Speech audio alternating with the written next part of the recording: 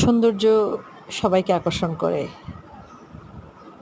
একটা পাতার সৌন্দর্য লক্ষ্য করুন, কত সুন্দর লাগছে দেখতে। কিন্তু এই সৌন্দর্যটার পিছনে অবশ্যই এর পরিচর্যা, খাদ্য, সময়, আলো, বাতাস সকল কিছু মিলেই কিন্তু এই সৌন্দর্যটা প্রকাশ পায়। একটা মানুষের জীবনেও তাই। আপনি যদি সুন্দর থাকতে চান, আপনি যদি নিজেকে যত্ন নিতে পারেন, তাহলেই আপনি সুন্দর থাকবেন। আর সেই সৌন্দর্যটা কিন্তু শুধুমাত্র চেহারায় না, আপনার কথায়, আপনার আচরণে, আপনার চালচলন, আপনার ব্যবহার সব কিছু মিলেই একটা মানুষ সুন্দর হয়। কিন্তু আমরা লক্ষ্য করি যে মানুষ উপরের সৌন্দর্যটাকেই বেশি মূল্য দেয়, আসলে যার কোনোই ভ্যালু নেই।